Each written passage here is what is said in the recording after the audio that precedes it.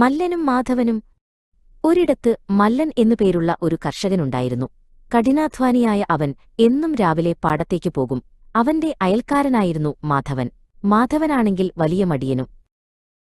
ഒരു ദിവസം ഗ്രാമത്തിൽ വലിയൊരു പാറക്കല്ലുരുണ്ടു വീണു.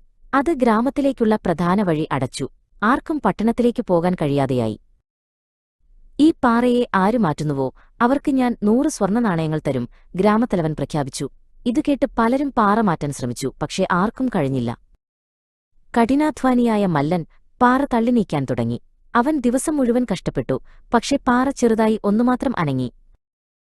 ഇതെല്ലാം കണ്ടുകൊണ്ട് മാധവൻ ഒരു മരച്ചുവട്ടിലിരുന്ന് ചിന്തിക്കുകയായിരുന്നു.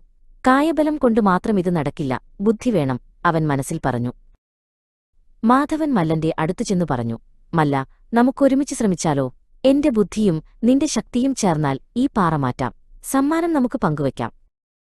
മാധവന്റെ നിർദ്ദേശപ്രകാരം അവർ വലിയ മരത്തടികൾ വെട്ടി പാറയുടെ അടിയിൽ വെച്ചു. എന്നിട്ട് വലിയൊരു കമ്പുപയോഗിച്ച് ഒരു ഉത്തോലകം പോലെ പാറയെ ഉയർത്താൻ ശ്രമിച്ചു. അവർ ഒരുമിച്ച് ആഞ്ഞുതള്ളിയപ്പോൾ ഭീമൻ പാറ പതിയെ ഉരുണ്ടു നീങ്ങാൻ തുടങ്ങി. ഗ്രാമവാസികൾ അത്ഭുതത്തോടെ നോക്കിനിന്നു. ഗ്രാമത്തലവൻ സന്തോഷത്തോടെ അവർക്ക് 100 സ്വർണ്ണനാണയങ്ങൾ നൽകി. നിങ്ങൾ രണ്ടുപേരും ചേർന്നപ്പോൾ അസാധ്യമായത് സാധ്യമാക്കി, അദ്ദേഹം പറഞ്ഞു. മല്ലനും മാധവനും സമ്മാനം തുല്യമായി പങ്കുവച്ചു.